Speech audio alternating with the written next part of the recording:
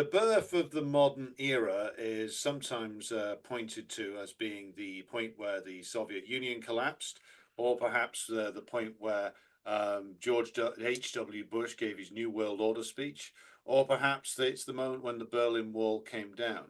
But one of the occasions that perhaps more properly mark the era where the unipolar moment started to fall away is the NATO bombing of Yugoslavia in 1999, 26 years ago. Hard to believe it's that long ago for those of us who were there at the time. But that indeed it is over 25 years now since this occurred. And one of the key events in that bombing campaign was, of course, the what turned out to be the very deliberate bombing of the Chinese embassy in Belgrade. So for a Decline and Fall special today, we are, of course, going to look at this in more detail. And of course, this is a turning point for several reasons that we will go into that led us directly to the occasion of the Russian special military operation, to the absolute implosion of the authority of the West. And for this, as always, I'm joined by our comrade and friend from an undisclosed location in the former and future Yugoslavia. It's Kit Clarenberg. Kit, can you tell the good people out there about the significance of what we're going to be talking about today?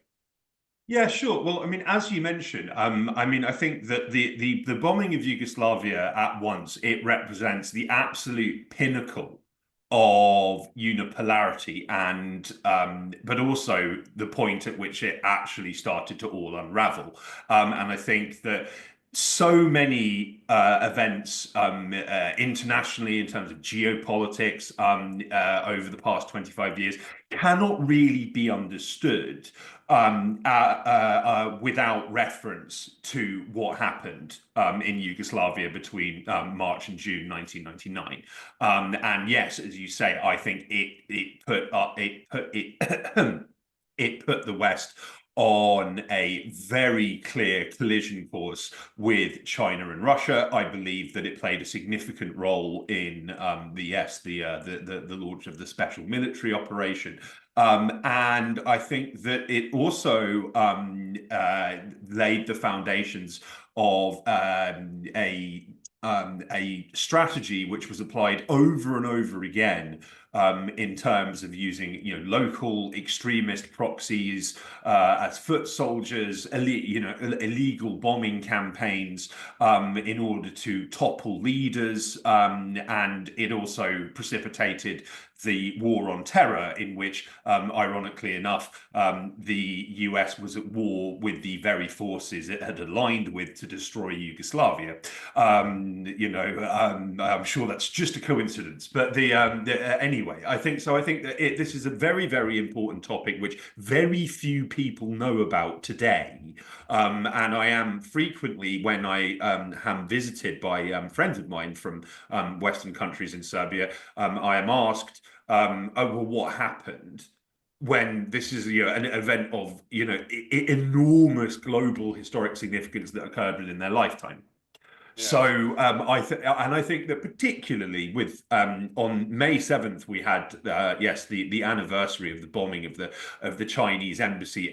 This is, and we'll get into this in much more detail, and we are grateful to have some external comment from the mighty Arnaud Bertrand on this. But I think that it is forgotten the extent to which this caused like an international outrage.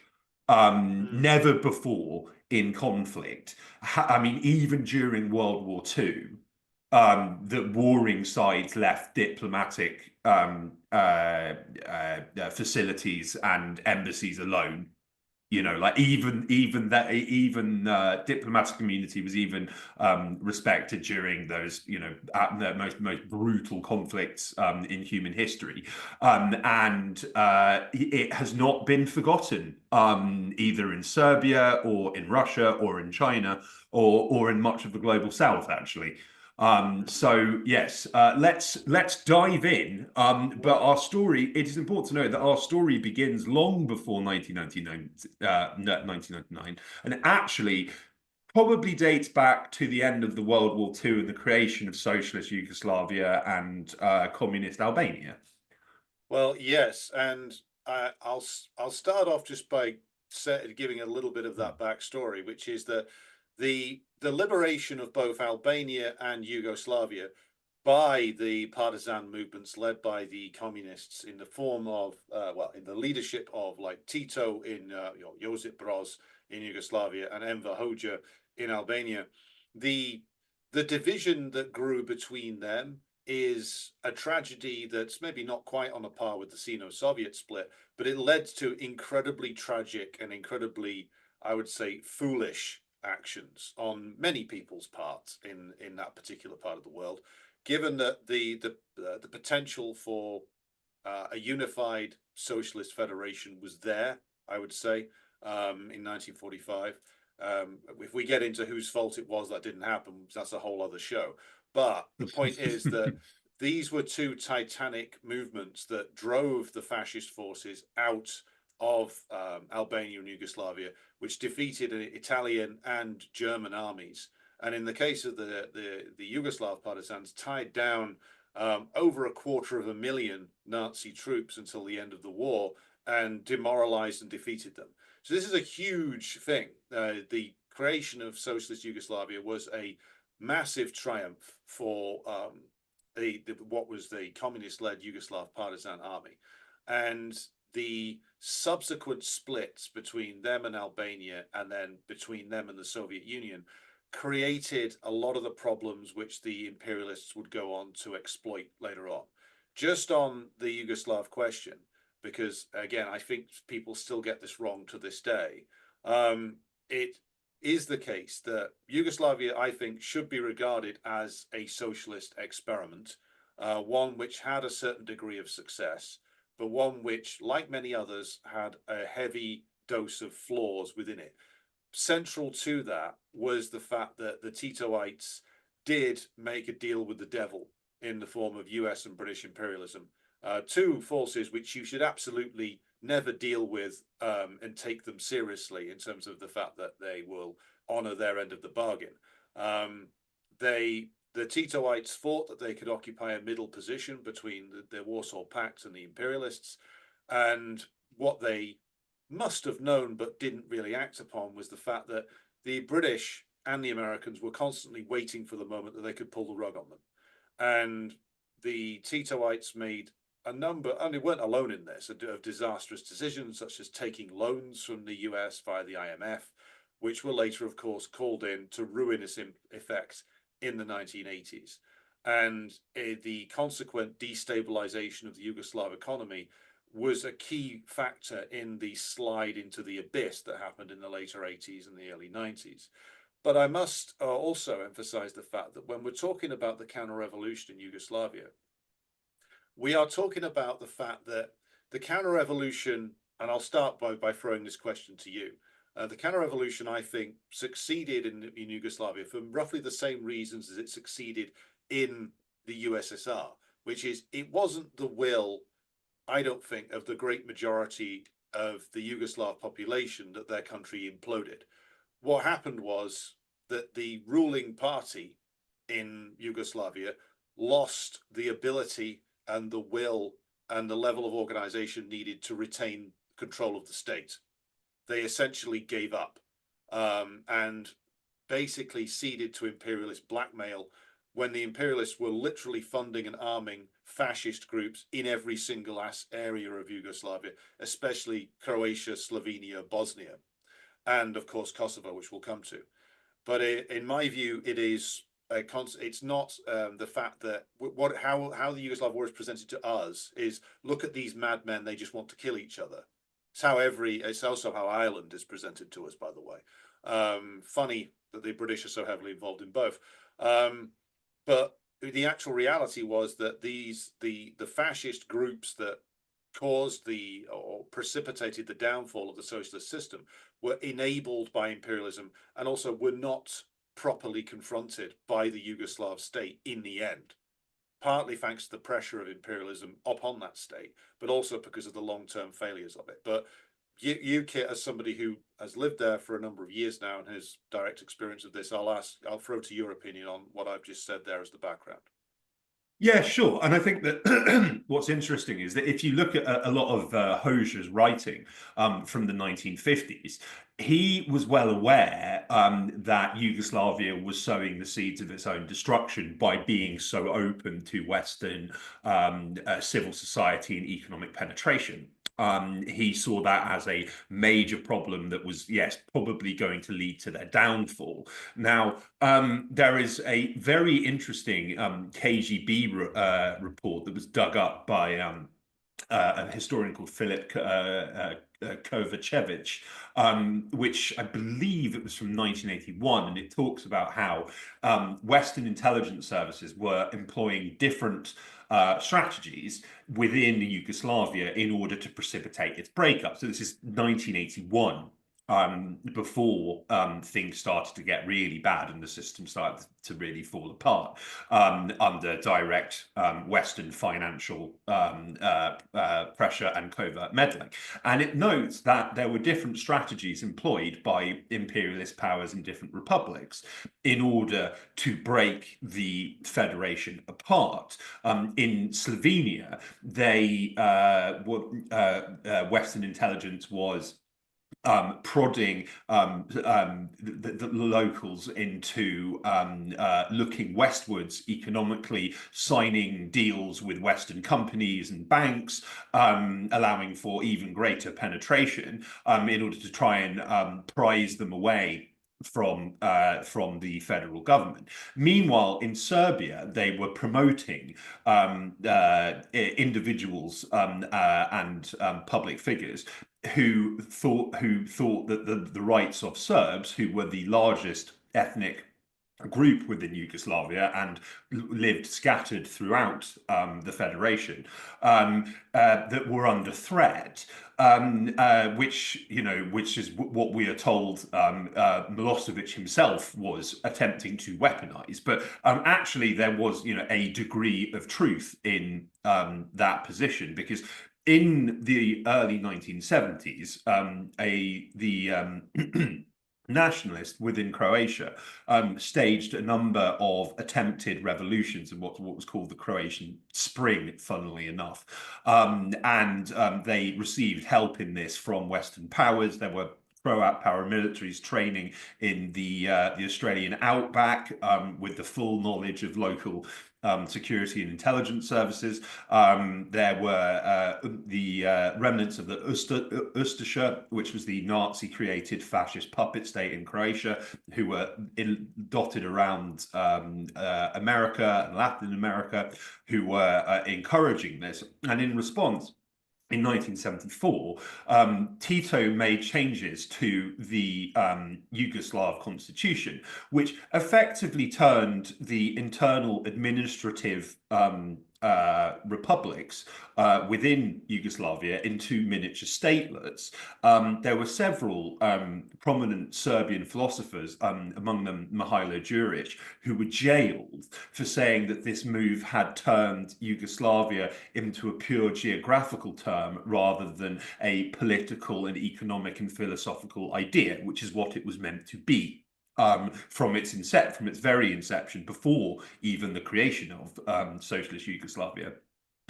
Throughout the late 1800s, there had been talk of creating a Yugoslav federation or Balkan federation, combining all of the southern Slavs who, with the exception of the Serbs, lived in under different empires in one single block. You have all of these different external forces who are slowly but surely kind of chiseling away at the notion of a kind of grand confederation. And right around the time that this KGB report was authored, there was a lot of trouble brewing in Kosovo. Kosovo is a it is still legally under Serbia's constitution is regarded as a province of Serbia. It has historically been a majority populated by Serbs. That started changing in after 1945 to the extent that there was a majority Albanian population, and in the early 1980s.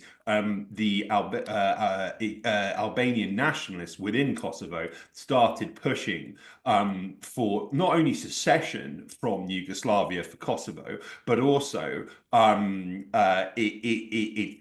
it's an ethnically pure Kosovo, which is to say the removal of all its non-Albanian population, which did not only include Serbs, but included Slavic Muslims or Bosniaks, Turks, even some Egyptians. It is a very ethnic. It was a very ethnically diverse portion of Yugoslavia. There was a massive push for independence and union with Albania. Hoxha, who hitherto had actually sought to move nationalist elements or counter-revolutionary elements into Kosovo from Albania, therefore neutralizing the threat of counter-revolutionary forces locally, then began encouraging these same forces in their attacks on Yugoslavia. Yes, and this is a matter of record because there is actually footage of Hoxha openly encouraging this from the early 1980s when addressing a public meetings in Tirana. So this is, I know we've got some Hoxhaists who watch this program, so please don't stop watching. But this is the unfortunate reality: is that Hoxha made the same mistake that many of the Maoists did, which is that they turned from legitimate criticisms of the Yugoslav system or the Soviet system, and went from, to paraphrase Stalin, went from a left deviation to a right-wing one. Meaning that they let their wild hatred of, in Hoxha's case, the Titoites, turn into direct collaboration with CIA-sponsored forces, which is who these people in Kosovo always were. And this leads to, and you're seeing this on your screen now, good viewers, the story from the New York Times, of all places, from 1982, which refers to the first, what is now known as ethnic cleansing of the Serb population from Kosovo, and that this was going on in the 1980s as essentially the Yugoslav federal government was falling apart in terms of its power and its authority. As Kit says, it had already essentially had its own knees cut off by its own founder, Tito, in the middle 1970s, in a mistaken attempt to make concessions to Croats and other forms of petty nationalist. Who, by the way, I mean, just an aside, I reject the term nationalist for any of these people, given that the actual nations they claim to love so much were reduced to the status of neo-colonies after these idiots got in charge of them. But that's a separate issue. But this is what was going on in the 1980s, and it continued to escalate to the point where we get the famous visit by Slobodan Milosevic to Kosovo, and I believe it was 87, Kit. Yes. So in 1980, in April 1987, and this is after the best part of a decade of what the New York Times dubbed a war of terror by Albanians in Kosovo against non-Albanians. A meeting was convened in Kosovo to hear the complaints of local Serbs. On je isto kao I mi, tako I on znao šta je sve u igri, šta je sve na kocki. Shikoj pagës ashtu e koqiti ftyrën me atë shiqimin e vet karakteristik.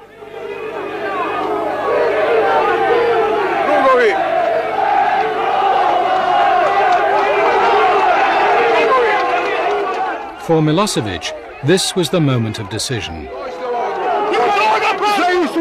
Titova borca gurali, tukli, bili žene, decu. Neprijatelj su mi koji među nama baca kameniću, a mi tučeni bili. Duže predsjedniče. Molim vas, hvala. Hvala.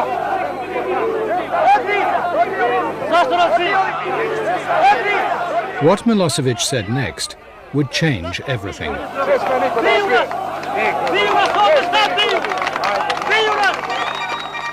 That night, Serb television created the Milosevic legend.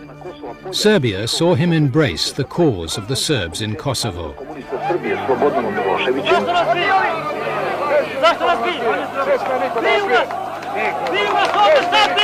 Infamous footage that was broadcast all over British television in the 90s of Slobodan Milosevic, apparently, if you believe the narrative that came about afterwards, of him beginning his career as the arch ethnic cleanser, promising the Serbs of all of Yugoslavia a greater Serbia in which they would live, and of course, thus, according to the British narrative, triggering the collapse of Yugoslavia, because he wanted to turn Yugoslavia into a Serb-dominated nightmare to fulfill his ambitions as some sort of returning Serbian king.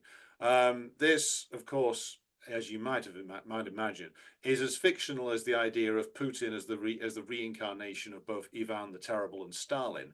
But what, Kit, is actually going on in that clip, and why or what was Milosevic actually aiming for?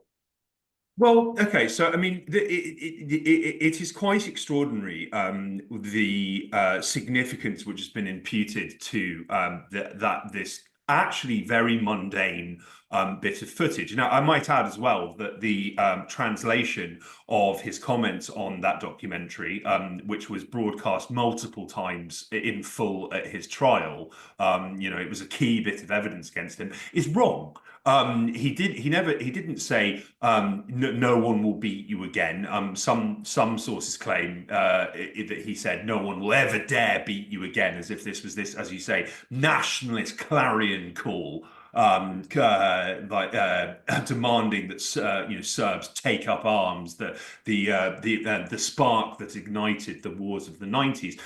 He was literally telling a small group of people who had been beaten by the police, they must not beat you. Now, this is entirely in line with Yugoslav law. Now, there are some very interesting ICTY testimony from an individual called Mitar Balovic, who was a member of the Slobodan Milosevic's government and one of his key aides. It notes his during the course of the cross-examination, and bearing in mind that Balovic was meant to be a prosecution witness, so his testimony was meant to be damaging to Milosevic, he notes that, yes, Milosevic simply sought to calm down the situation outside. He reassured people who'd been on the receiving end of illegal police brutality that they shouldn't be beaten. And it goes on to quote in this testimony a report that was produced by the presidency of Yugoslavia, which is to say the head of the Yugoslav federal government, that rubber truncheons were wrongly used against citizens by employees of the police, which is not in keeping with Articles 100 and 101 of the Rules of Procedure for conducting the work of law enforcement. Okay, so the beating was illegal. Okay, they shouldn't have done this, under Yugoslav law, and there's also, I mean, the testimony is full of all sorts of other interesting excerpts, such as the fact that when this meeting happened, the presidency of the presidency of Yugoslavia, which was condemning what was happening in Kosovo, was held by an Albanian. Okay. So, like the idea that this was as this god awful BBC documentary claims, that this was a kind of bogus hysteria that was whipped up by Milosevic for nationalistic imperial purposes, is complete nonsense. Now, I might add as well that this testimony it notes that that what was happening in Kosovo was designated by Yugoslav federal authorities as counter-revolutionary, and in the parlance of the time, this was the gravest qualification the Yugoslav leadership could give. Like, this was the highest crime you could commit in Yugoslavia. So again, like there is a completely false history which has been constructed around what was happening in Kosovo. Now, subsequent to this, and this is what leads to us into what happened during the 90s, the Yugoslav federal government deployed the Yugoslav army in order to keep the peace in Kosovo. There are actually some parallels with what happened in Xinjiang, with, you know, there was this wave of Uyghur separatist, ethno-nationalist ultra-violence targeting actually predominantly Uyghurs themselves, and the Chinese sent the army in, and then this is framed as a genocide, you know, like responding to a very serious and very real internal security problem. Now, in the mid-90s, a group called the Kosovo Liberation Army was created, and they were created with the assistance of Western intelligence services. The Germans gave them funding. The CIA and the and MI6 were also involved in funding and arming and training them. And then they started carrying out assassinations of Serb politicians, policemen. They started kidnapping locals, not just Serbs, but also Albanians who supported Yugoslavia, Albanians who had intermarried, Albanians who had Serb friends. This was considered a crime by the KLA. They were kidnapped, brutally tortured, and then their organs were harvested and sold on. This precipitated a pretty heavy-handed counterinsurgency campaign. Now, average Albanian civilians did suffer as a result of this, but this was a deliberate strategy pursued by the KLA. Now, in 2000, there was a BBC documentary which has been banned from YouTube. You cannot find it anywhere, and attempts to upload it lead to immediate removals. I myself have tried. I have a high-resolution copy, which I think I might share on Rumble or something in due course. But the point is in Moral Combat, there is a quite incredible interview with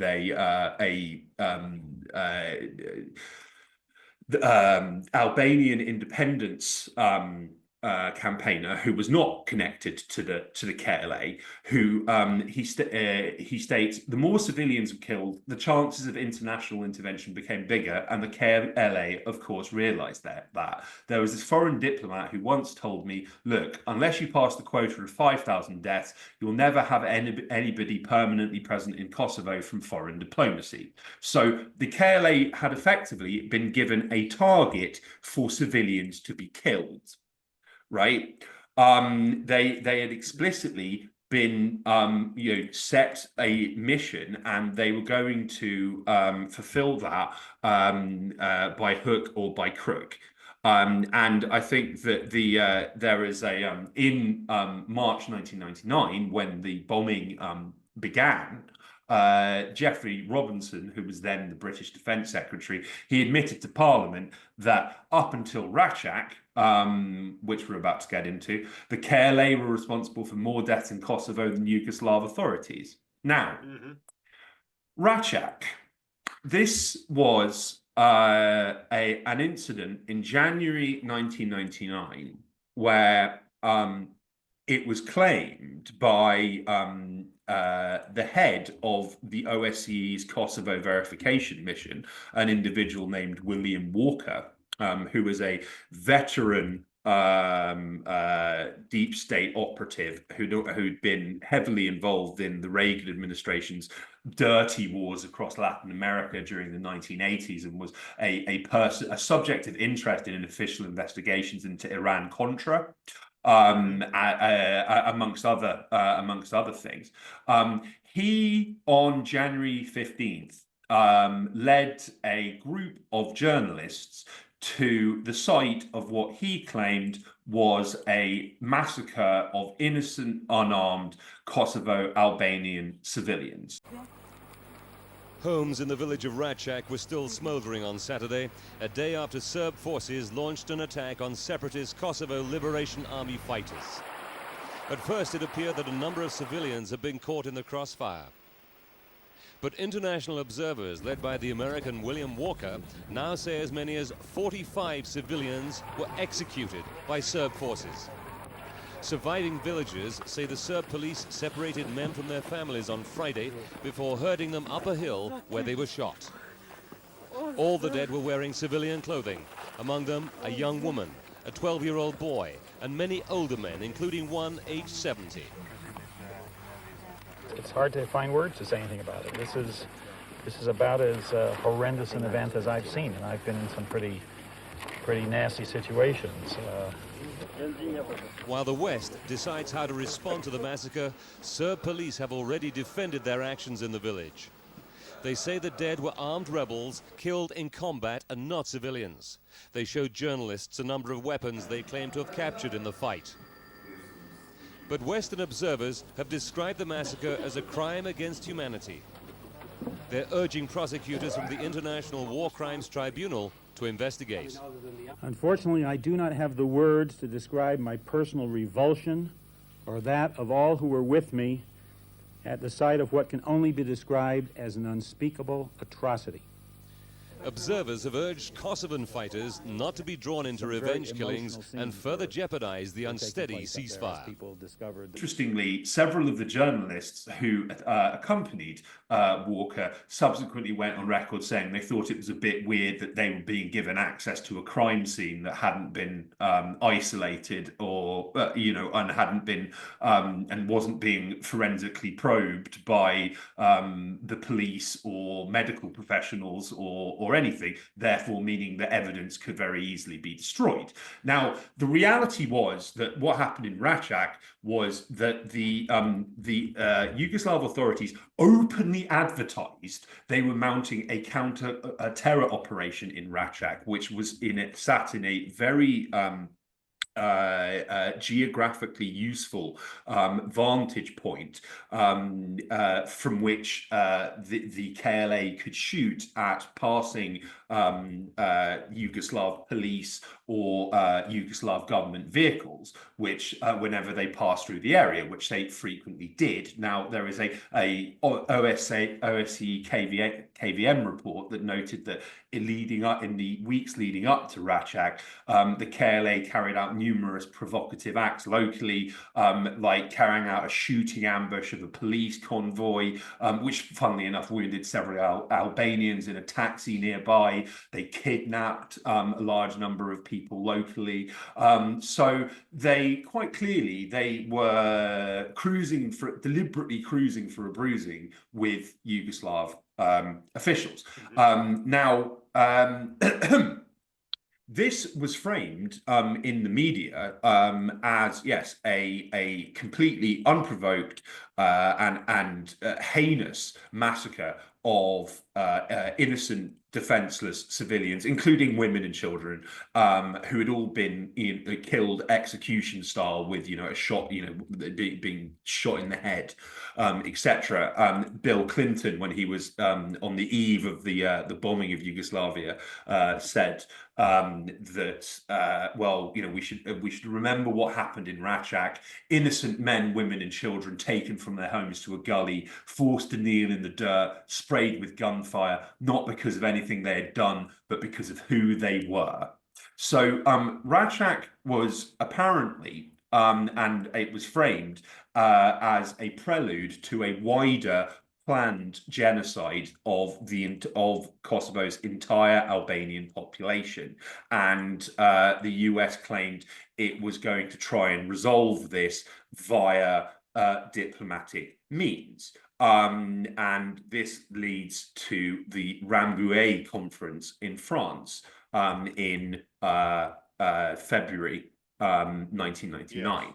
Now, Well, just to pause there for yeah, a sorry, second, go ahead. it's important to just re-emphasize what the strategy here is consistently since like the 80s with Yugoslavia, which is to systematically strip the Yugoslav federal government of power and the ability to respond to anything, and Yes. to boost the power of these fascist gangs, whether it's in Croatia, Bosnia, or Kosovo. And to every time that these fascists stage a provocation and murder people, and look at their primary targets initially were those who were the strongest supporters locally of the socialist system. Every time they do that, and the Yugoslav government responded or tried to respond, the screams went up from the Western media and fed by the intelligence services about repression and you can't do this, etc. With the aim of this is to essentially stop the Yugoslav federal government being able to exercise one of its core functions, which is securing the integrity of the state. And this is what by the way, the Uyghur genocide narrative was supposed to do. It was supposed to stop the Chinese government being able to secure the integrity of the Chinese state by essentially allowing, in order to appease the West, the Western-sponsored terrorists and fascistic gangs to rove around Xinjiang doing whatever the fuck they liked. And so this is what is always meant when you see some American or British official wailing on television about human rights. What it means is, please allow the various proxy forces that we've sponsored to continue operating however they like, and thus drain your government of authority amongst the view in the eyes of your own people, and cause essentially the integrity of the state to be fundamentally compromised. That's what all of this was meant to do. And you can't really question the applicability or the validity of the tactic from their point of view, because this had worked so well when it came to the Gorbachev era in the former USSR, where that was literally what the Gorbachev leadership did at the urging of the West. And this is the tactic they were applying in Yugoslavia, and they had applied it to devastating effect thus far. Yeah, no, absolutely, and I think as well that the just more generally the tactic of framing state responses to violent provocations, we have seen this they've got it down to a fine art now. Like imperialist powers. I mean, Racak was not the first time they'd done this, but I mean, the Washington Post at the time said that the incident in Racak transformed the West Balkan policy as singular events seldom do. Now, there is a political scientist called Babak Bahadur who has written a book about Racak's propaganda value and explaining how unexpected and emotive images published in the media can rapidly open policy windows of opportunity for Western powers. Now, I mean, we saw this in Ukraine, where NED USAID-funded media assets would film police crackdowns on protesters, and this would be framed as the brutality of this Putin puppet in Kiev, when in reality it was Western-backed fascist paramilitary groups stirring up trouble that triggered this violence. I have reported on this for my website. The Syrian intelligence services, in the lead up to the civil war, intercepted a pamphlet that had been circulated amongst opposition actors, which explicitly stated that we should provoke violent reactions from police because this would encourage a Western military strike in the manner of Libya. Okay, so this is a long-standing strategy which people keep falling for. I mean, people who should know better keep falling into this trap, and it's quite worrying, quite frankly. But the point is that the Racak was framed as just the beginning of a wider planned genocide of Kosovo's Albanian population, which leads to the Rambouillet peace conference, now quote unquote peace conference. In reality, it was a war conference. U.S. State Secretary Madeleine Albright masterminded the so-called Rambouillet Agreement, which was modeled on the Dayton Accords imposed on Bosnia. Here, NATO outlined how it will occupy and colonize Yugoslavia in Annex B of the Rambouillet Agreement. NATO personnel shall enjoy, together with their vehicles, vessels, aircraft, and equipment, free and unrestricted passage and unimpeded access throughout Yugoslavia. Naravno, oni su nas zato odveli u Rambouillet da bi nas udavili.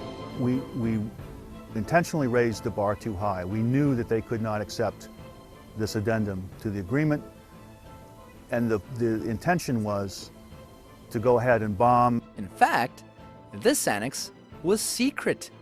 That's right, it was not revealed to the public until several months after the beginning of the war. The document also went a step further and basically promised Kosovo's secession in 3 years. Now, I've included in the show notes a very interesting article by Gregory Ellich called How Madeleine Albright Got the War the US Wanted. Now, it has been admitted by numerous US officials that it was always intended, Rambouillet was always intended to trigger NATO bombing, because the non-negotiable terms that they set for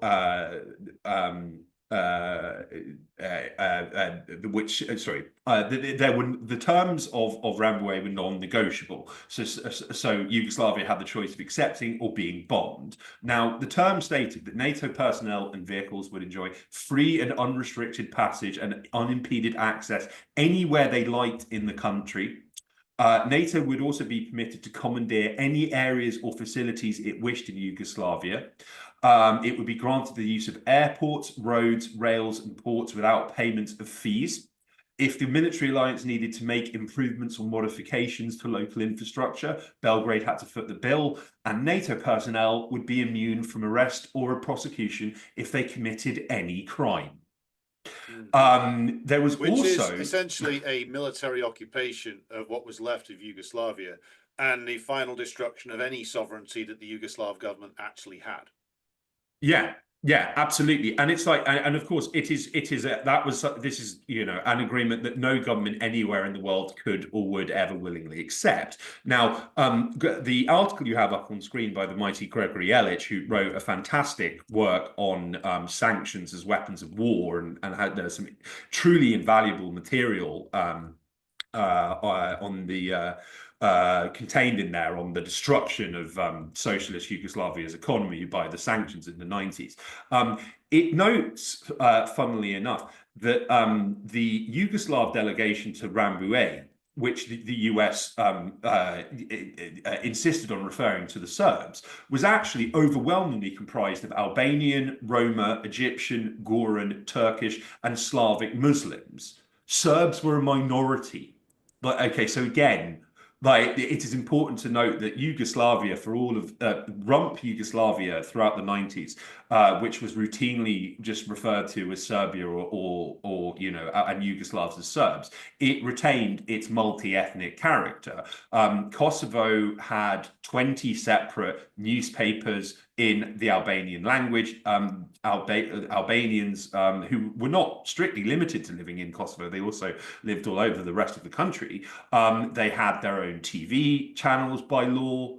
They had their own political parties with representation in parliament. Yugoslavia's parliament at the time of the bombing had more parties in it than any other in the West. Slobodan Milosevic was leading a coalition government. So it's like, again, a total inversion of history. But it's what's quite interesting is that Madeleine Albright, Gregory records, was not only startled by the composition of the Yugoslav delegation, but displayed a very dismissive attitude towards them. The supposed savior of Kosovo Albanians actually didn't want to speak to them when, if they weren't in favor of being bombed. Now,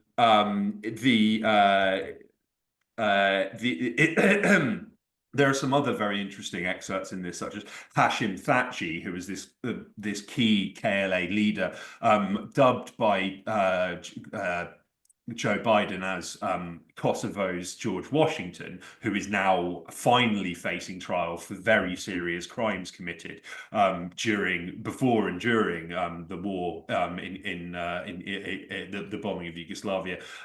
He himself expressed to US negotiators concerns that if he didn't agree to the terms of Rambouillet, which were also actually not favorable to the Albanians particularly, there was a whole annex of the Rambouillet which related to effective total political and economic takeover of Kosovo by Western powers, like privatization of state industry, etc. Thaçi was saying, if I agree to this, then they're going to kill me when I get back to Kosovo. Because it didn't actually offer very much to the KLA beyond Kosovo's effective severance from Yugoslavia. Now, another fascinating excerpt in this is that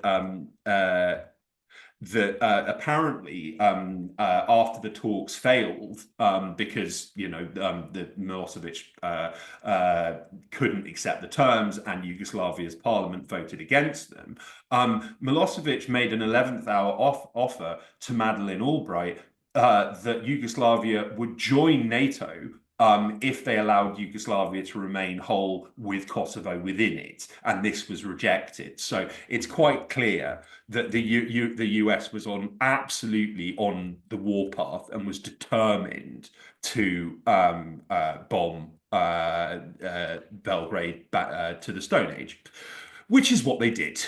As Joe Biden himself boasted about. In a clip that we will show in this program, Biden, before Congress in 1999, was boasting about how he was leading the way in wanting the infrastructure of Yugoslavia destroyed. And I think we should just say here that what the overall aim was of the US imperialists, the British, the Germans, and the French was that I would argue the principal aim was to ensure that, first of all, the Yugoslav federal state itself was destroyed, and it was broken up into the many component parts that had once made up Yugoslavia, so that the final collapse would be basically the severing of Kosovo from Serbia and the severing of Montenegro from Serbia, and the dissolution of Yugoslavia as a state entity.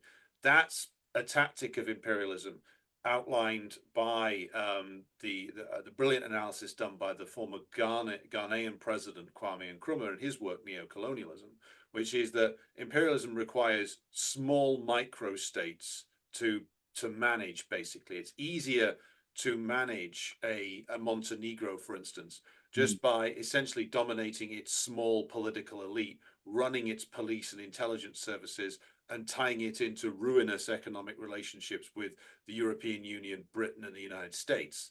It's easier to do that than to try and dominate a unified Yugoslavia. That would be a harder job. So the agenda is, first of all, destroy what is left of the socialist system, and we'll come to the bombing in just a moment and what it targeted, and also then break up the state.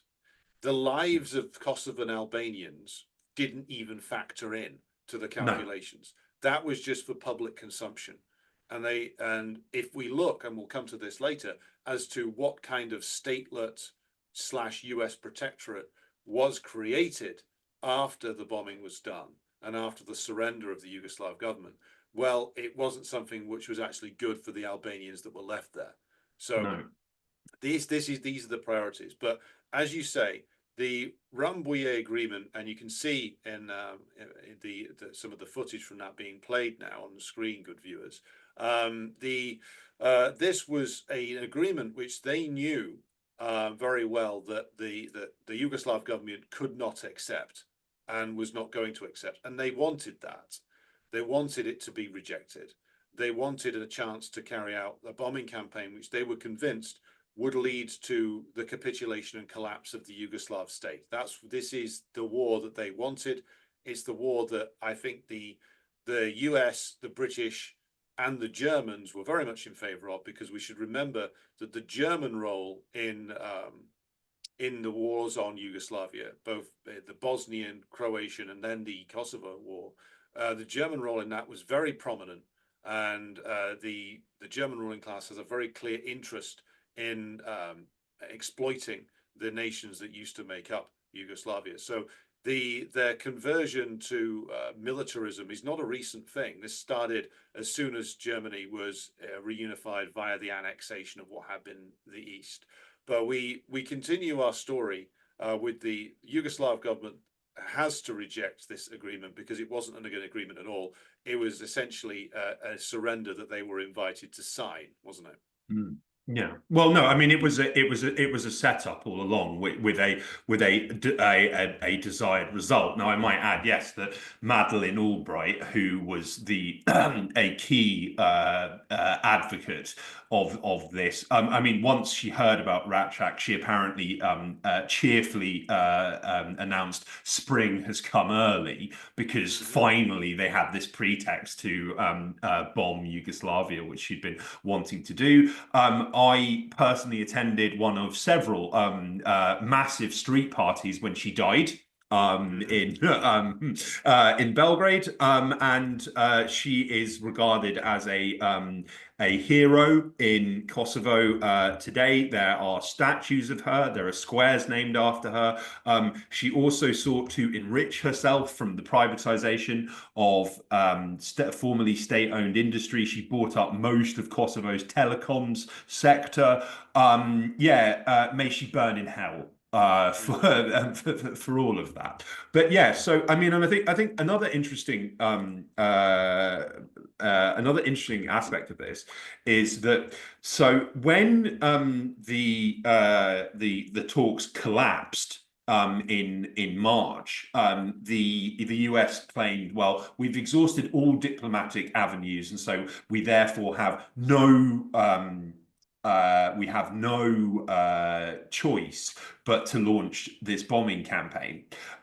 It was announced that they would start bombing on the 24th of March 1999, and this gave 5 days to OSCE observers on the ground. The Walker's OSCE mission primarily being comprised of CIA operatives who were coordinating directly with the KLA and helping them pick targets and passing them intelligence on Yugoslav military installations. Following this, when the bombing started, the first week focused exclusively on Belgrade and areas of the country outside Kosovo. So if this was launched to prevent a looming genocide, Yugoslav authorities were effectively handed a 12-day-long grace period to begin executing one, but they didn't. They didn't. So the question then arises, which is what was the actual objective here? Was the objective to allow the KLA to essentially put in place an operation to make sure there was mass population expulsion? Or was this a combination of motivations, to partly about that, partly about also destroying as much of Yugoslav industry and economic base and infrastructure as possible in order to make state collapse the more likely outcome? Yeah, absolutely. Well, I mean, I think it's important to note as well that there was a significant economic aspect to this. I mentioned the secret annex of Rambouillet, which called for sweeping privatization of Kosovo. The US took advice from US corporations, including tobacco giant Philip Morris, on what to strike in Yugoslavia, and they blitzed chemical plants in factories, destroying what remained of Yugoslavia's independent industry, which of course left millions of people jobless as well. Officially, and again we'll get into this in due course, the only 14 Yugoslav tanks were destroyed. Which does rather raise the hundreds of industrial facilities, but just 14 tanks. Quite a iniquitous ratio if this is a war rather than just the destruction of an independent economic power. Now, there were numerous examples throughout the bombing of civilian sites being hit. So, for instance, in Niš, which is this very beautiful city in the south of Serbia, throughout May, it was rocked by cluster bombings. Ostensibly, this was meant to be targeting the airport, which was several kilometers away from the city centre, and yet markets in the city centre were hit by cluster bombings. People died, people had to have amputations. And this was just one of many examples of clear civilian targeting that occurred during the campaign. Now, there was it's been rather memory hold now, but once the bombing was over, a Spanish pilot who had flown some missions in Yugoslavia before just refusing to, because they were being asked to target civilians and civilian infrastructure, and were also using napalm. He was he effectively blew the whistle and was talking about how despite the fact this was meant to be a coalition effort, all of our targeting was provided by the US.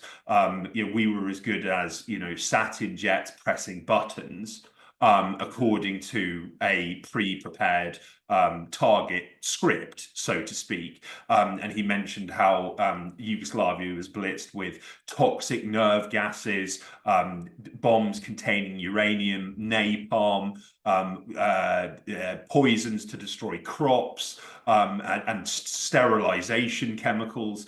You fast forward to today, and Serbia has among the highest cancer rates in the world. The wider Balkan, former Yugoslavia, West Balkan region, it has the highest air pollution rates in all of Europe. Massive health problems caused locally by all of this. And it was a complete and utter turkey shoot, because they were bombing from thousands of miles above. And doing so completely arbitrarily and with total impunity. Well, let's also just pause for a moment to say that militarily, though, this was, as we've mentioned before, when it comes to the air power discussion, militarily this was effectively useless, because the Yugoslav army avoided a lot of the attempts to go after their heavy equipment, to go after their troop formations, by very effectively disguising where they had heavy equipment, where they were placing their forces. In fact, it barely made a dent on their ability to actually operate in Kosovo or elsewhere. Now, you can say that part of the reason why the NATO forces continued with the bombing was because that they were so far gone on their own propaganda that they actually thought that this would lead to the collapse that they wanted. Also, they were, as they are now, terrified of having to actually do a ground war, even though Blair likes Starmer now. It was mad enough to consider this a good idea. But the more sensible of them knew that they would be walking into a potential bloodbath. So the military commanders probably didn't want that. So this was a militarily useless tactic. And so the question returns to why persist with it? Partly self-delusion, but also because what they were after was complete state collapse. And I'll give another example to back this up. like, look at what they did and what they are doing now in the remains of Syria, which is what was the priorities of the various imperial forces that were ravaging Syria and still are. They're both the Julani proxies, the Israelis and others. It's destruction of the unity of the state, destruction of the economic base, reduction of the country to being like a completely dependent upon Western imports. That's what they were after. And it's what they're after in all of these places. If you look at like the agenda of the so-called Maidan movement in Ukraine, what has it done? It's reduced Ukraine even further to being a complete dependency of the West. This is what they always do, whilst waving the flag and screaming about freedom and independence and nationhood. It's a disguise to reduce a country to being a complete Western dependency, which is ultimately what the bombing of Yugoslavia was aimed to do, to create a situation where the remains of the countries that used to make up Yugoslavia are just dominated completely by Britain, the US, Germany, and to a lesser extent, France.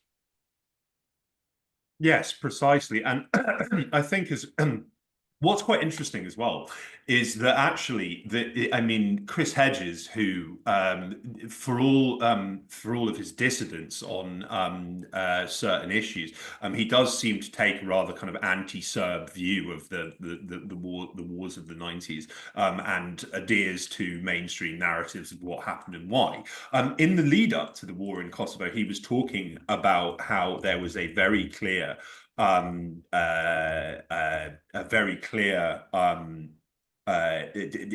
economic aspect to the US tub thumping for intervention as far back as 1998, and he talked about how there is in northern Kosovo it's called Stari Trig. There is a mine. Which digs up lead, zinc, gold, silver, all manner of precious metals and resources, and it was clear that the US had its eye on this mining complex.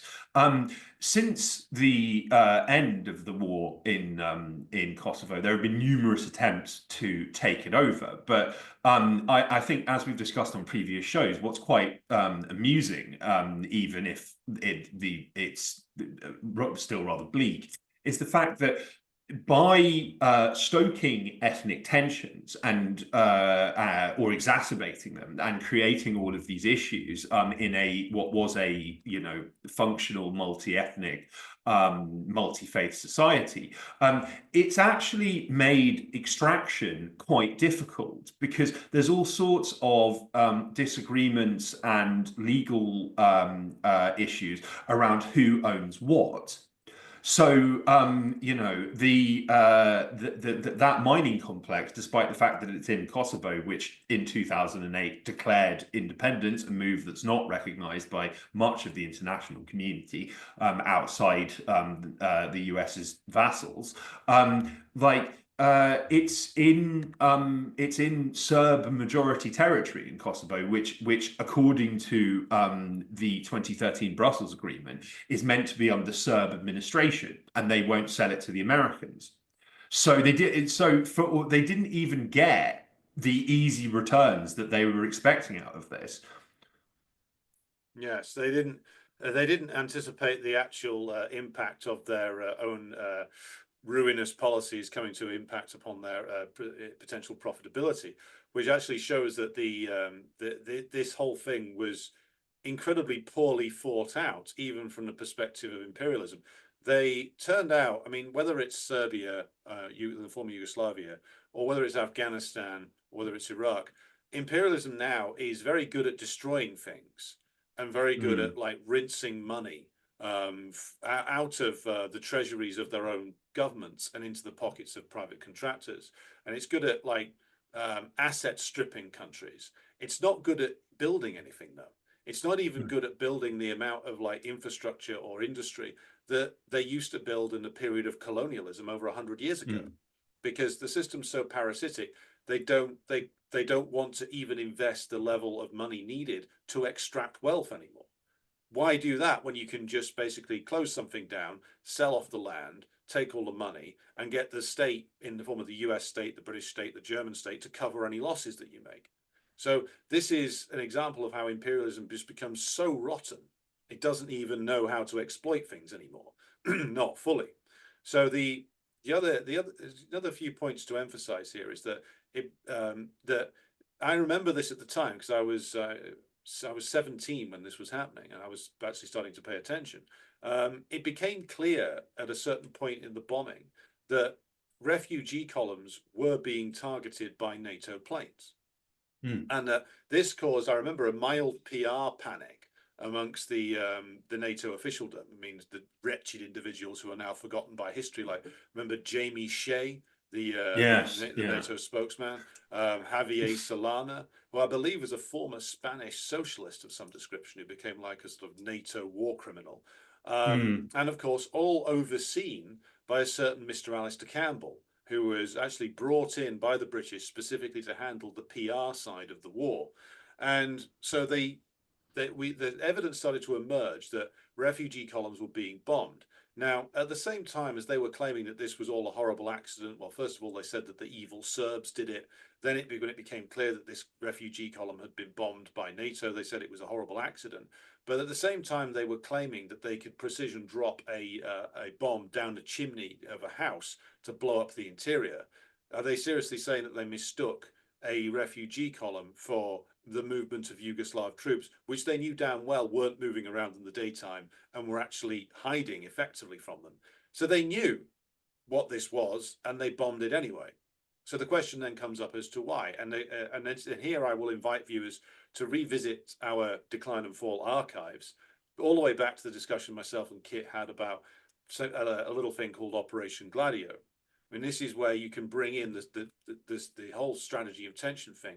You can, by killing large amounts of Albanians, the point is to inflict terror on them as much as you're inflicting terror on the Serbs.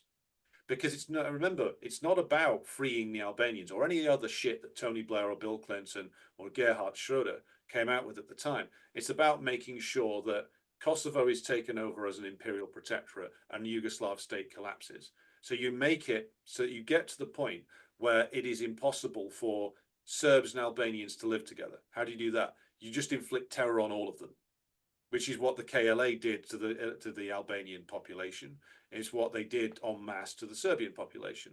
That's the objective. The objective is destruction and chaos, and they did that very effectively in terms of the bombing campaign.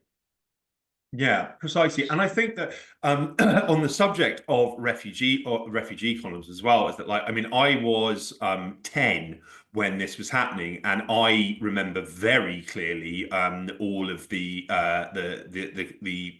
media coverage on this and the references to surgical strikes and the calls for ever greater belligerence. I believe at one stage Tony Blair said, "We're willing to let this last as long as World War II." And I mean, which is just like really quite remarkable. But I mean, what does stay with me is all of the images of vast kind of hordes of Albanian refugees like being filmed crossing borders into neighboring countries. Of course, what they didn't mention was that a lot of Albanians actually fled into Serbia, which is, you know, not what you would do if you were trying to escape a genocide and being carried out by the Serbs. Just to interrupt for a second, just as the greatest number of Ukrainian refugees fled to Russia. Yeah, precisely. And it's like, so and there are two there are multiple indications that it was very, very clear that the KLA was telling people to leave. And when by telling, that meant, you know, making them an offer they couldn't refuse at gunpoint. Now, there was a major kind of prominent KLA operative who filmed the plight of Albanian refugees for Western media consumption, who admitted to The Guardian in I believe it was June 1999, that it was KLA advice rather than Serbian deportations, which led to some of the hundreds of thousands of Albanians leaving Kosovo. Now, that testimony is amply reinforced by comments made by Ivan Prentice, who is a mainstream British journalist who was, I believe, at the time of the bombing. She was writing for the Times. She visited Kosovo and was herself almost killed in a NATO airstrike. Because hey, it's a car, so let's just target it. Now, she appeared again as a prosecution witness at the trial of Slobodan Milosevic, and she testified that ordinary Albanian civilians had been told by the KLA that it was their patriotic duty to leave Kosovo because the world was watching. This was their one big opportunity to make Kosovo part of Albania. NATO was there ready to come in, and anyone who failed to join this exodus was somehow not supporting the Albanian cause. Now, again, as we've discussed, the consequences for not supporting the KLA were torture and death. Ivan Prentice continued, Albanians were frightened of the bombing, they were frightened of the KLA, they didn't really want to leave their homes, they became more frightened as the military alliance's assault intensified, and they flew ever lower overhead, taking out schools, apartment blocks, other civilian infrastructure. So this whole refugee crisis, which was meant to be reflective of the fact that that a genocide was occurring in Kosovo, was the work of NATO and its KLA proxies, which is really really quite remarkable, and it's been completely memory hold and forgotten.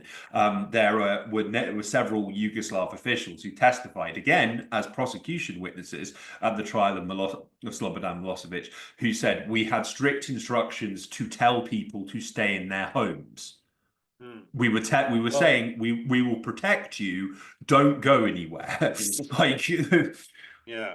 Well, the other point about this is that the US and the British in particular became very adept at creating what I would call a media and psychological events. Now, it's this again, everything that the Western imperialists say or accuse others of is essentially a confession. Now, I'm sure you, Kit, like me, are very familiar with the work of a certain Adam Curtis, whose work I have enjoyed, I must admit, but who does basically buy into Western narratives about Putin in particular. And one of the things that he says in some of his documentaries is the way that Putin created this aura of unreality and endless psychological operations against the Russian population.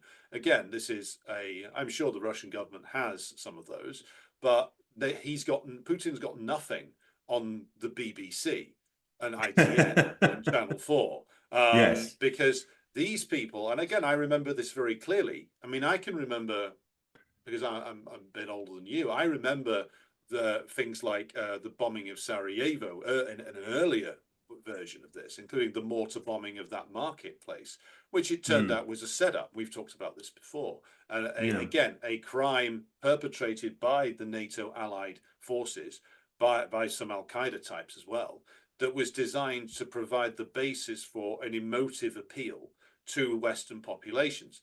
The multiple times which Kosovo Albanians were murdered and driven out of their homes by the KLA and then bombed by NATO was part of that, was designed to create this image of this genocide that was going on. And this can be related also to we're coming up to Victory Day for the countries of the former USSR, which, by the way, it seems that Serbian President Vučić has recovered from his illness, and he will be attending the Victory Day celebrations tomorrow in Moscow. But one of the things that the British did with World War II, despite the fact that they were, as you've indicated in a recent article, up to their necks in collaboration with the Nazi regime, was use the spectre of the Holocaust, which, by the way, the British did their own Holocaust in World War II and killed 4.5 million Bengalis by starvation, but hey, who's counting? Was to use the spectre of the death camps over and over again in propaganda, particularly after the fall of the USSR, when there was nobody else around anymore to give the alternative narrative about who stopped the Holocaust and who freed the people in the death camps. The thing that Blair used over and over again in 1999 was, oh, never again, never again. We must intervene. We must stop this unfolding Holocaust. Despite the fact, and this is the really obscene thing, that the political descendants of the people who participated in the Holocaust, such as the Bosnian and Albanian SS men, the Croat Ustasha, and to a certain extent, but lesser extent, the Serbian Chetniks, were the ones who were allied to one degree or another with the NATO powers. So they create this psychological operation, which is designed to play upon the fictional image of World War II, which we as the British population are brought up with, as the heroic chins out Brits with their stiff upper lips freeing the grateful Jews from the clutches of the Nazis. Whereas in actual fact, what they are doing is they are allied with the descendants of the Nazis to create mass population expulsion and slaughter to pursue the same aims as the Nazis. And this is the game that the entire British media has played for a very long time. And this is the principal aim of these psychological operations is the British population itself. And so there is nobody more propagandized about the British role in the world than the British population itself. Indeed, indeed. And I think that we talked about events that have been forgotten. I mean, before we get into the Chinese embassy bombing, which I think is important to focus on, recently we had a bust up between Piers Morgan and Tucker Carlson over the bombing of Yugoslavia, where Morgan got pretty much comprehensively trounced and then took to Twitter in a very Alan Partridge style, "I had the last laugh" way, which is where he stated, well, I might not have come across as well as I might have liked in that debate with Tucker Carlson, but ultimately the NATO bombing was concerned with stopping a looming genocide, and it did do so, and blah, blah. Like in 2000, there was a parliamentary committee, I believe it was the Defence Committee report, which found that the NATO bombing encouraged Yugoslav officials to pursue a campaign against the KLA, and they used the chaos of the bombing to mask their anti-KLA operations. I mean, this is the findings of the British government's own findings, and there was no plan to do so before the bombing started. Yes. Sorry, go ahead. Well, I was just going to say the Yugoslavs, of course, had to pursue then a move against the KLA that they wouldn't have done otherwise, because the KLA represented the NATO fighting force on the ground. And had they actually been able to militarily defeat the KLA, then, as we've discussed before, it would have been tremendously difficult for NATO to actually conduct any operation, because without that fighting force on the ground, then NATO would have been faced with the need to move in itself, which it probably couldn't do, for all Blair's harumphing and trumpeting. And also, to go back to the psychological operations and fakery, you shared in the show notes this article from the London Review of Books, where this is back in mid 1999 itself, where, as you said, that even journalists that were working for the Western press were struggling to find evidence of the mass atrocities. And this is from a journalist called Audrey Gillan from London Review of Books of May 1999. Same is true for the story that Gerhard Schroeder put out there from a similar time, which is, oh, there's a mass rape camp in Kosovo. Again, there were mass rape camps in Yugoslavia back in World War II. Just don't ask who was running them, because it was a combination and who the victims were. And who the victims were. Because the biggest criminals were, again, the very people who the descendants of which NATO was siding with, which is Croat Ustasha, Bosniak SS, and Albanian fascist collaborators. So again, like, this is a classic case of projecting the crimes that you and your allies carried out and projecting it onto your enemies. But to move forward with this story and to get to get to later on. I mean, we've discussed the bombing of certain areas in Yugoslavia. I think it's probably time to get into this, get into what happened with the bombing of the Chinese embassy. In the early hours of Friday, May the 7th, 1999, NATO planes bombed the center of Belgrade and almost risked bringing China into the conflict on the side of the Serbs. 2 rockets hit the Chinese embassy. Damage to any foreign embassy would have been embarrassing enough. Hitting the Chinese building brought a diplomatic nightmare. 3 Chinese journalists were killed by the rockets. 20 more embassy staff were injured, some of them seriously. In Beijing, the television news services put out dramatic and emotional coverage of the attack, which they described quite simply as a war crime. The West did what they could to apologize. This from the NATO Secretary General.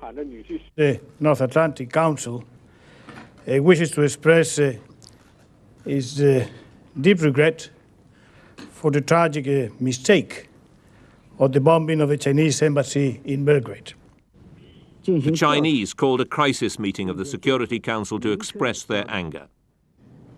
NATO's barbarian act is a gross violation of the United Nations Charter, international law, and the norms governing international relations. In China itself, the sense of patriotic outrage was only too plain.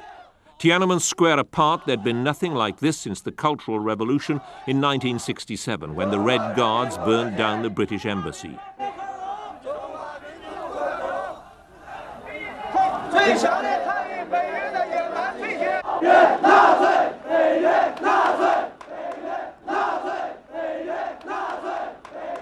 No one in Beijing believed the bombing was a mistake. The American explanation, that it was an intelligence error, was dismissed by the Chinese as a lie. The British embassy had a particularly torrid time. Happily, no one was injured, but it was a tense moment.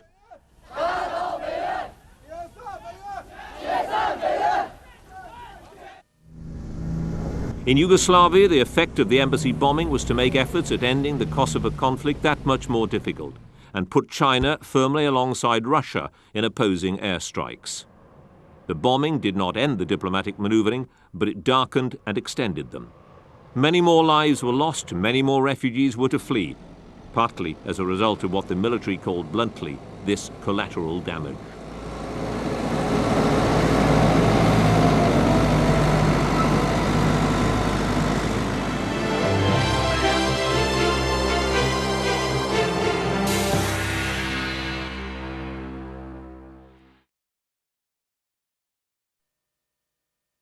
Because this was a huge event, which, as we indicated in our introduction, probably played certainly one of the most biggest contributory factors towards the, I would say, slow evolution of the Chinese relationship with the United States, which I think has always been more shaky and more contested than many propagandists of either side would like to portray it as being. But this bombing took place, which was immediately declared to be, it was a terrible accident. We didn't mean it. Clinton, as you'll see from the clip we're going to play of him talking about this at the time, issues a sort of non-apology apology and says, oh, but Milosevic is worse, focus on him. Now, in a speech which sounds like it was written for him by Tony Blair. But this is like a seminal event, which, as you have pointed out, is still commemorated jointly by the Chinese and the Serbs to this day. Now, Kit, let's start off by me throwing a question at you about this, which is, what was the relationship between the People's Republic of China and Yugoslavia in the lead up to the Kosovo War? Yeah, well, I mean, China and Yugoslavia had always enjoyed strong relations. And during the 1990s, when Yugoslavia was effectively a pariah, an international pariah state, and wasn't even a member of the United Nations, China had stood by them pretty doggedly. They supported Yugoslavia during, well, at least diplomatically, during the NATO bombing, and they opposed NATO airstrikes. There were meetings between Milosevic and the Chinese leaders, and I think it's important to note as well that and this is something we'll get into, is that the bombing of Yugoslavia was completely legal because it was carried out without UN Security Council clearance, which the US had relied upon throughout the 1990s for its overt imperialism. So, for instance, its incursion into Somalia, which ended in embarrassing failure, that was a UN mandate because the UN was effectively bought and paid for. And Russia was led by a rather infamous drunk named Boris Yeltsin. So acquiescence to whatever the US wanted was pretty much secured. Countries that didn't vote in favor of US action, such as Yemen in the Gulf War, were severely punished. But this was the mere act of taking unilateral military action without UN Security Council clearance, that was not received well in Beijing or Moscow, and we'll get into this in greater detail. But that China had been a long-standing and strong ally of Milosevic's Yugoslavia leading up to this, and they were on a pretty much daily basis. They were issuing Chinese leaders were issuing a harsh condemnation of the actions of NATO against Yugoslavia. And so the bombing of the Chinese embassy, then described as a terrible accident at the time, but then again, they described the bombing of those refugee columns as an accident, and I think we've demonstrated that they certainly had very good or solid motivations from their point of view for carrying out atrocities against civilians. So the bombing of the Chinese embassy then, again, described as an accident, but very much looks more like a warning being delivered by the US and, of course, the British to the Chinese not to even think of assisting the Yugoslavs. Not that I don't think the Chinese could have done a great deal anyway, given the geographical distances involved, but it came at a time in the bombing where it was, to my recollection, even in the Western press, there was questions being asked as to where this was going and what they were doing, and this wasn't working. So there was a degree of panic setting in London as to, well, what are we going to do to win this thing? And so they were very concerned that the Yeltsin regime remained a essentially rotten, treacherous clique who would sell out anybody, and also that the Chinese didn't in any way attempt to assist the Yugoslavs, particularly assist them with vital supplies. And so what it looks like from the advantage point that we have now is a deliberate warning being sent to the Chinese by the Americans of further consequences to follow. And it stems from US and British desperation that the bombing campaign isn't working. But what is your view on that question? Well, I mean, I think absolutely, and I'm in full concurrence. And I think on the point of public support for the bombing running out of steam, yes, by the time the embassy was struck, this had been ongoing daily for almost 2 months to no avail. The media was starting to ask critical questions about, well, what is the game plan here? Declassified files I have really reported on for the Grey Zone show that around this time, the British government was worried that the Yugoslav army, which was carrying out a very professional campaign to neutralize the KLA, might win, and then Milosevic could declare victory and dictate peace terms to NATO. On May 24th, 1999, Milosevic was indicted for war crimes committed in Kosovo. This was, of course, before any evidence had actually been formally collected, which was a very common practice for the International Criminal Tribunal for the former Yugoslavia, indicting people for crimes without any supporting evidence whatsoever. But it was subsequently admitted by a State Department lawyer that that was done in order to try and reinvigorate public interest in the war, because hey, he's the first serving head of state who's been served with war crimes. You know, we have to see this through to the end, whatever that is. So yeah, I think that yes, there was a significant component of wanting to warn the Chinese off their backing for Milosevic, warn them off their extremely critical commentary on what was being done.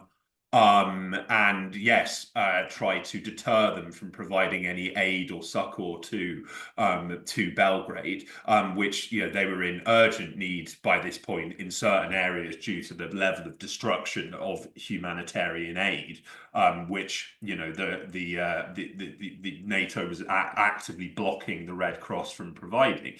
So yeah, the entire incident is extremely weird, and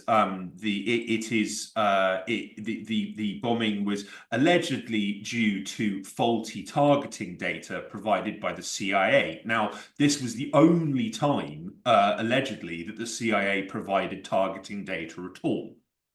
So, which, I mean, that raises very, very, very obvious questions. I mean, if true, why is the one bombing sanctioned and directed by the CIA an accident that just so happened to destroy a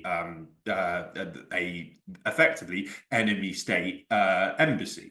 Now, I might add as well that, like, it killed 3 people who were sheltering inside, like 3 journalists. It caused, you know, mass outrage in China with the US embassies and diplomatic missions being attacked, and mass protests. There were huge protests in Yugoslavia itself. People were absolutely disgusted with what happened. Yeah, and ever since, annually on May 7th, there is a joint commemoration of what happened. I mean, you know, last summer, President Xi visited Belgrade, and there was a vast crowd running to tens of thousands who attended a public address that he gave, which is quite a rare thing for Xi to do when he visits foreign countries, it must be said. And he talked about the long-standing and very important relationship between Belgrade and Beijing. You know, using again, he's not given to you know, bombast or incendiary rhetoric, but it's very, very clear that the Chinese view Serbia as a, you know, fraternal nation to this day, and that this incident remains a scar that has been not forgotten by either side. And I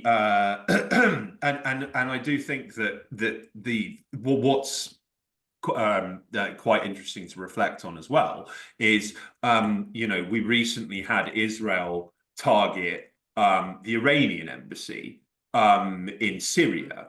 And, like, you know, that was you know, a very deliberate and, you know, boasted about airstrike on the Iranian embassy in Damascus, which just completely destroyed the area of the building that housed its consular section. And, you know, like, there were parallels drawn between you know, that event and the bombing of the Chinese embassy in Belgrade. But I mean, for all of his mealy-mouthed, you know, non-apology, Clinton did publicly, formally express regret over the incident and provided compensation to the Chinese government and the families of those killed. So, like, I mean, there was at least, like, you know, a modicum of contrition demonstrated as a result of this. I think that the fact that Israel did this with no compunction and with total impunity suggests that we're living in a much more brutal world today, yes, than we are now. And I strongly suspect that Israel was encouraged by the fact that the US basically got away with what they did into the Chinese embassy. Yes, and I think it's also worth emphasizing at this point that as the article that I'm sharing on the screen here, if you just bear with me a moment, this is from Robert S. Rodvik, makes the point here that this actually is more to do, or as much to do, with a US and British, it must be said, low intensity warfare that has been essentially conducted against the People's Republic of China for many decades now. For all that there was talk in the 80s and the 90s and the 2000s about China getting most favored nation status out of Clinton, China entering the World Trade Organization, and US business going over there and making money. The US ruling class and their state machine have always been very clear that the Chinese, the Communist Party of China and the People's Republic state are a barrier to what the US needs to do in China. That for all that the Chinese made concessions to capitalism in the 80s and 90s and 2000s, the Chinese state is still a barrier that has to be destroyed. Hence why, as this article points out, the US and the British fingerprints were all over the Tiananmen Square incidents in 1989. In fact, it followed a very similar process to that which took place in numerous other countries in the 90s and the 2000s in terms of color revolution type events. In fact, one might say that Tiananmen was one of the first, along with the actions of the US and others in Bucharest to destroy the Ceausescu-led socialist government in Romania. And it always goes in the similar way. You have the public-facing, PR-trained students out there screaming for democracy and various other liberal slogans which please the ears of idiotic British petty bourgeois fools sat in some comfort in Surrey. But behind them lie trained armed men who act as the muscle for these operations. And the aim of them is always the same. It is to provoke a crisis and a split within the state structure of the targeted nation. In China, in 1989, this was personified by the figure of senior Chinese official Zhao Jiang, who wanted to essentially roll over and do a Gorbachev in China. Now, thankfully for the Chinese, he was outvoted, removed from his position, and arrested, and the Chinese took decisive action against the armed thugs that the Americans and the British had deployed. But it shouldn't be thought that that was the end of American and British efforts.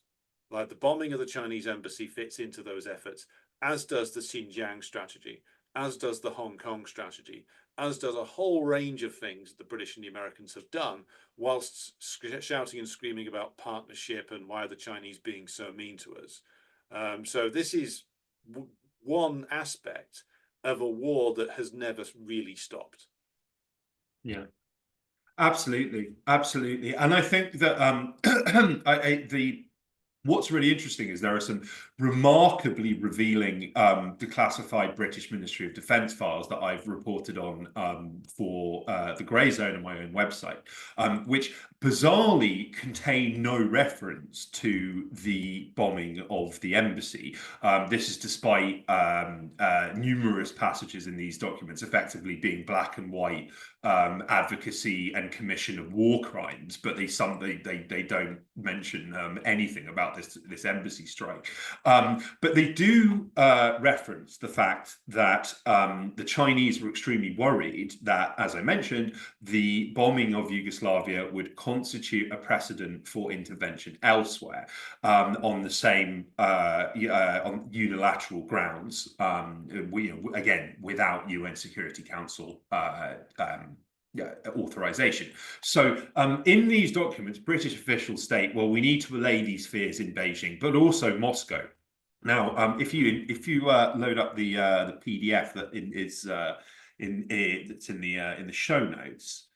There are some there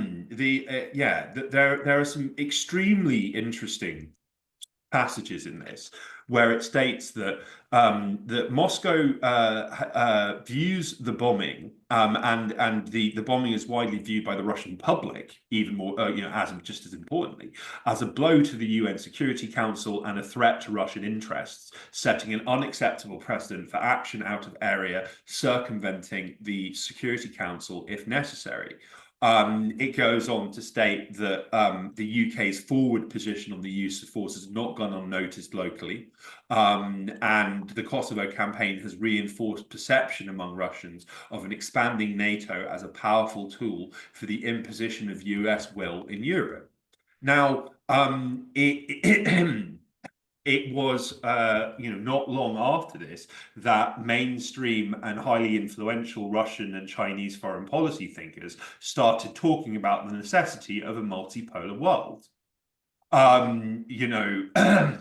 So in a very clear, direct way, what went down in Yugoslavia now 26 years ago has led us to where we are now. Yes.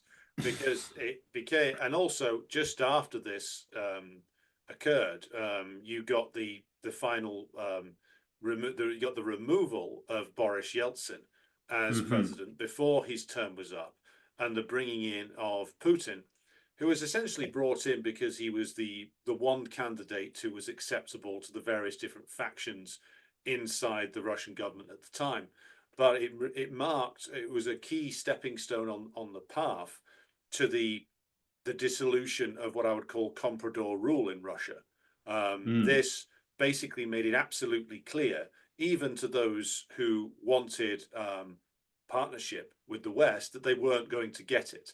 Essentially, the old plan from the original Wolfowitz memo from 1992, written in the sort of latter days of the George H.W. Bush administration, outlining that the US could not afford to allow a powerful state to exist on the territory of the former Soviet Union. That remained the plan. For all Clinton's merry dance in the 1990s with Yeltsin, and he's the talk of, even in the early Putin era, of joining NATO, that was never going to happen. They were never going to accept anything else, anything less than total subordination of Russia.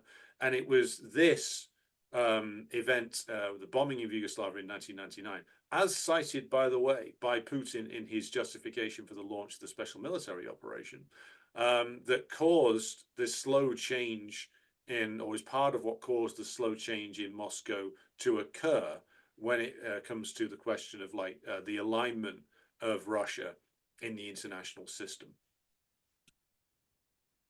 Yeah, absolutely. And it's just and I think as well that what's very important to note is that, yes, that it states in these documents, well, we need to allay Chinese and Russian fears that this will be a precedent.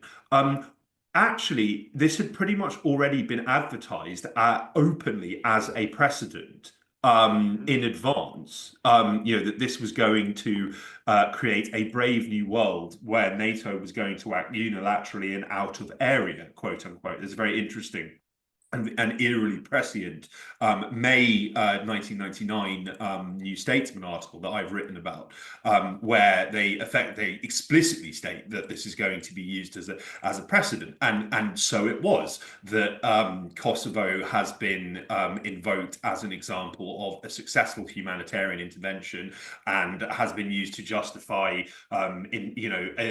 Afghanistan, Iraq, Libya, Syria. Failure to act, quote unquote, when trouble erupts somewhere in the world. Kosovo is invoked as a precedent for how well the West can do good there. I believe it was 2021. The US was moving to intervene in Ethiopia. because the authorities there were fighting, much like in Kosovo, a counterinsurgency campaign against the Tigray People's Liberation Front, which was this absolutely brutal, violent faction that was carrying out mass murder and rapes and all sorts of things. And the government's counterinsurgency against them was framed as a genocidal assault on the wider population. And you had Samantha Power saying there's no problem in Ethiopia that can't be solved by US boots on the ground. You know, like and again, Kosovo was explicitly cited as a precedent for this. So if you just think logically that you in 1999 you are telling the Russians and the Chinese we won't use this as a precedent, and then you do so anyway, how might that be perceived? What response might this elicit from the people you are brazenly lying to? Well, what it elicited in Russia was, of course, the slow transformation of the Russian government towards a position where they were prepared to use force to actively oppose further US and British scheming. The first example of this came in Chechnya, where the Yeltsin government had effectively capitulated, having destroyed Grozny, then gave up anyway and went home. But the US and British machinations in Chechnya continued until the point where the Russian government was actually forced to conduct a very long counterinsurgency campaign, which ultimately did win, but took an awful lot of lives and an awful lot of resources, which is, of course, kind of what the CIA and MI6 wanted to achieve with this. But it did mark, like, the changeover of the Russian government to slowly coming to the point where they were prepared to use force to oppose the US and the British and do so openly, happens at around about this time. So when looking at this 26 years later, the bombing of Kosovo and the bombing of the Chinese embassy, and this draws us to the conclusion of what will be the first part of a two-parter looking at this, looking at the Kosovo War, we can see that it really does mark a key turning point in the development of the modern era. Multipolarity as a concept that's shared as an approach by Beijing and Moscow probably stems from around about this time. The exposure of the US and Britain and the post-1991 world order as being a unilateral and violently imposed one, where not even governments that were trying to cooperate with the Western powers were going to be allowed to stand if they insisted on retaining even the smallest amount of economic or political sovereignty, which is why the fate of Milosevic should be viewed alongside the fate of Gaddafi, Bashar al-Assad, and others, including Saddam Hussein, who tried to either steer an independent course or retain some aspects of sovereignty. What Kosovo demonstrated was that only cringing obedience and total destruction of a country's independence was going to be accepted by the British and the US. But Kit, I'll throw to you for your final thoughts in this our first episode on this particular question. Well, yeah, I mean, I think I hope that we have achieved the objective of that we set out at the start, which is to explain how events that took place 26 years ago, which have been largely forgotten, obfuscated, and distorted, led us to where we are now. They are of enormous importance and significance, we will have more coming for you next week. In closing, thanks for joining us. We hope that you found it informative. We will be uploading the show notes so you can delve into our citations in greater detail at your leisure. Like, share, subscribe, tell your friends. Again, thank you for supporting us. Take care. Thanks, everybody, and we'll see you again next week.